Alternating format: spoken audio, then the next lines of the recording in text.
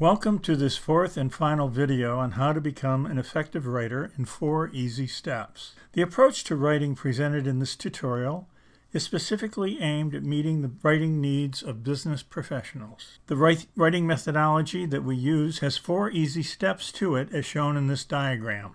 In the first video, we focused on step number 1 and showed you how to visualize a writing plan. In the second video, we focused on step number 2 and showed you how to document a writing plan using your visualization as a base starting point. In the third video, we taught you the process whereby you enhance the documented plan in preparation for writing. If you have not already viewed videos 1, 2, and 3, then you should do so now before viewing this video, as they each contain information that is prerequisite to the materials covered in this video. In this fourth and final video, we will teach you the process whereby you will execute the enhanced plan by preparing your written document. Let's talk at last about the fourth step in our methodology, namely executing the plan, or better known as writing. What is a writer's greatest fear? It is this blank page. In fact, it is sometimes called the blank page syndrome or writer's block, and it is considered a terrible curse by most writers. The blank page is something that is no longer to be feared when you use the plan-driven writing methodology. By the time we are ready to begin writing, we already have pages of well-organized materials from which to write. Our writing plan already contains detailed visual diagrams, meaningful descriptions, documented key points to write about, relevant research, and enhancements such as charts, graphs, and photos. Our actual writing simply requires that we follow a few natural writing processes. We don't have to think about what we are going to say or the order in which we are going to say it. We can actually focus on a few processes for moving from plan to document. Our challenge now is how best to communicate all we have before us. We do that by focusing on the following key processes that, taken together, is what writing from a plan is all about. These include drafting or draft writing, content review, 1 or more organizational reviews, 1 or more editorial reviews. One of 2 major issues you need to address in starting your first draft is, in fact, where do you start? This is not really a big problem. You simply need to select one of just a couple of options, some of which is going to be your personal preference. Some people, particularly experienced writers, like to start at the top and work their way down and across from left to right. Other people prefer to pick a part of the plan that they are most familiar with and start writing that. From there, they simply move on to the next most familiar piece. A third option is to start at the place where your plan has the most materials. And finally, for experienced writers who have previously written on the topic, they tend to begin with those areas where they can recycle their previous writings on the topic. We call it word pirating. It is not a bad practice, as it is very efficient.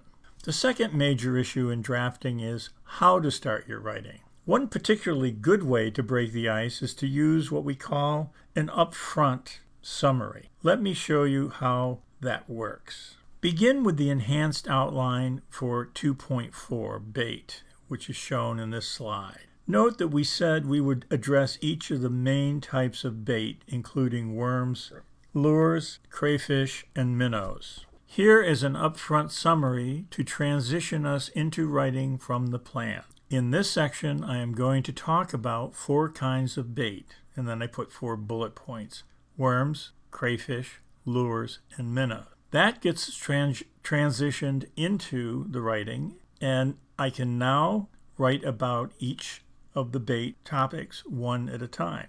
I can draft it now and then return, as you'll see in the editorial process, and actually change the wording however I would like. Let's now look at some of the mechanics of continuing your drafting. People typically take one of these 2 approaches. They either go start to finish at a gallop, before attempting to do any corrections, or they write and rewrite one section at a time. Try both techniques and see what feels best for you. You will probably feel better at first with a paced approach, but once you are comfortable with writing from a plan, you will tend to gallop a bit, and you will find yourself writing far more quickly than you ever have before. Reviewing your writing for content is really taking the time to compare what you wrote to what you had planned to write. This can be done by yourself or with the help of another content knowledgeable person. Just don't deviate from your plan. If you must change the writing, then you must also revise your plan. When you make a change, you are changing something that is related to many other things. It is not a standalone change. The way we organize our plan is key to effective writing.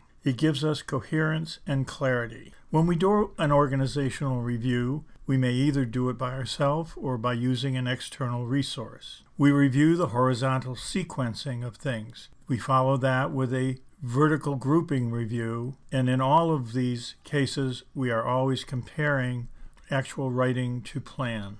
This tutorial has not been about grammar. It has been about how one ought to think about writing for business. Grammar is important, but mostly is part of an editorial function after the fact. If you can obtain a grammatical review from someone who has those skills, I encourage you to avail yourself of that person's talents and willingness to help. It is what book publishers used to make available to their technical and business authors. Let's briefly review the key processes needed to transform our writing plan into a written document.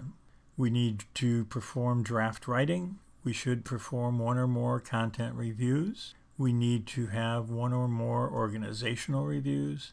And then finally, we need to have one or more editorial reviews. Let's proceed now to your final practice assignment. Use the enhanced annotated outline that you created for the practice assignment at the end of video number 3. Experiment starting in a couple of different ways. Perhaps start with the topic you feel most comfortable with. Perhaps start just at the very top and proceed on the way down. Which do you like better? Let's experiment with drafting. Try drafting first at a gallop, then at a more measured write and edit pace. Which do you like better? Try starting some sections with upfront summary. Try ending some sections with wrap-up summaries. Remember that writing is improved with experience. It is by and large learned, not gifted. By separating the planning from the writing, we reduce the kinds of conflicts that you will encounter when you try to do both at once. When you plan, you should be free to focus on planning issues. When you write, you should be free to focus on writing issues. Now, review your written document.